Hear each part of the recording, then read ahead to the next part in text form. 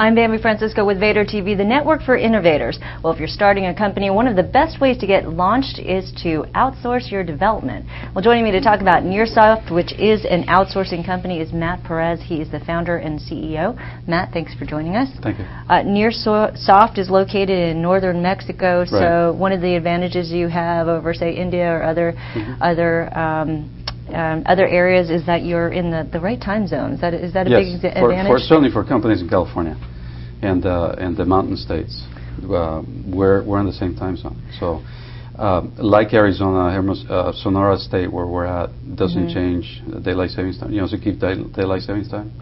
And so most of the year we spend on no time zone difference, and then the rest of the year is 1 hour. And do you always hear of outsourcing to India, outsourcing to Pakistan? Our developers were in Pakistan, outsourcing to Romania, where our developers are now. What's it like in northern Mexico? Is it rapidly growing? Is it not as It's not as big as India, but is it just a pretty? Tell us a little bit about how the business Mexico environment is. It's a tenth of the population of India. It's 110 million people or something like that. So the pool is smaller, but the point is you don't need billions of people. You need just the right team to take care of you. And what we find is that there's plenty of people qualified with experience, etc. And the nice thing, besides the being close in time, is culturally it's closer also. So one nice thing in Mexico is when you ask somebody to do something that doesn't make sense, they'll tell you, in certain ways.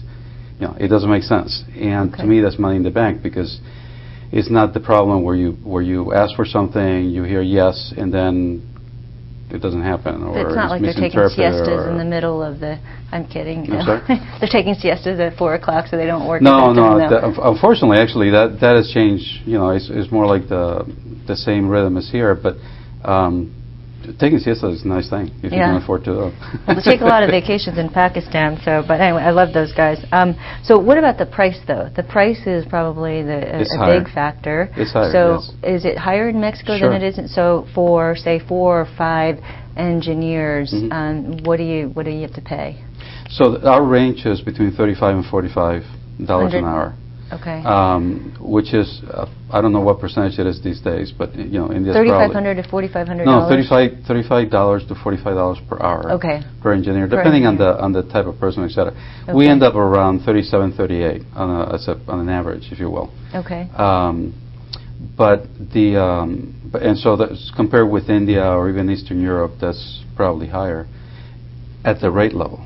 But then you have to add up the cost of traveling there, the cost of rework because of a lot of misunderstandings and things like that. So when you add it all up, it's actually less expensive to do it nearby than to do it a long distance away. Why not be more competitive? In terms of just the rates? Yeah. Well, the cost of living in Mexico is higher, and our value add is higher. We're a software development company. Yeah. And what we focus on is product development. So we don't do any IT or some of the other stuff that other people do.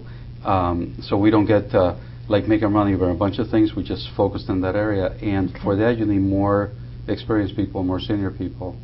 And they have to be able to speak English, et cetera, et cetera. When you add up all the requirements, we end up paying at the very high end of the range in Mexico. So what tell us a little bit about the companies that you've been able to win, the Silicon Valley companies that you've been able to get as clients. Right. So we're into companies like TIBCO, which is a large middleware company. I'll ask Vivek about you. I'm sorry? Vivek. Okay. We also, another big company is called Chamberlain Group. It's $2 billion, I think it's $2 billion company. They make garage door openers. Okay. But they make every kind of LiftMaster. If you got a garage door opener, they make it. Okay. And we work for them as well. And then here in the Valley, smaller companies. Primarily we work with ISVs, software as service companies, and consumer-facing sites. Those are our 3 kinds of users. And so Axolotl is the typical ISV, is a healthcare connectivity offering. They've been growing like crazy and stuff like that. And for them, we basically developed one of their products. They got 2 products. One of them is pretty much our thing. We do the whole thing from beginning to end. Then we have some other companies, some of them in stealth, which I mentioned before, which are more the consumer types of companies. And for those, we are the development team. So a couple of guys with some funding, and rather than getting bogged down on the hiring and managing people and all that stuff, we bring in a team that's pretty much ready to go. Right. And we got the process to engage right away, so there's no lost time, and meet the urgency. The other thing that's very critical, particularly for companies here in the Valley, is you got to understand my urgency. I got to make that window, market window, or whatever it is.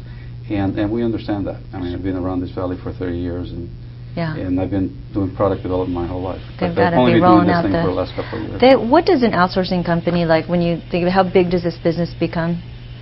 Anything about it?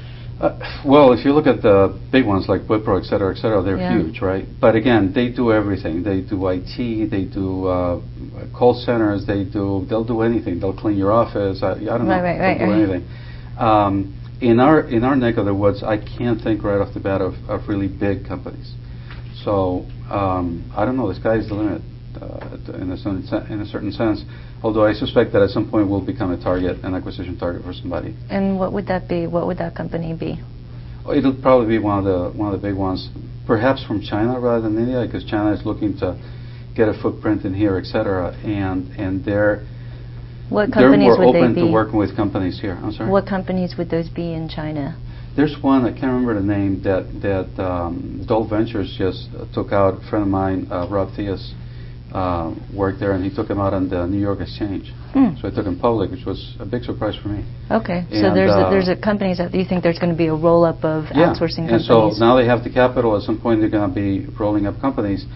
But again, they're going to look for somebody that has the clientele and the experience in this market. Right. So we suspect that's going to be our exit strategy. Who's your biggest competitor? Would it be another company in Mexico or companies in Eastern Europe, India, Pakistan? In-house. We'll do it in-house. That's my biggest competition. My biggest competition really is the lack of mind share when it comes to technology and Latin America. That just doesn't exist, right? People wake up in the morning and they go, I'm going to outsource today. Should I go to Bangalore or Chandigarh or... That's it. Those are what people think of. They don't think of Mexico. What needs to happen to change that mindset? Well, things like this would help a whole validation. And then validation. In fact, that started. The big three, Wipro, Infosys, and Tata, TCS, are all in Mexico. They've all announced they're going to have a big presence in Mexico. They're hiring lots of people in Mexico. In fact, Tata has been in South America for a long time. But deep south, far away from us. Now they're all the way to the border, so to speak, because they realize they have to be close to their customers. End of story.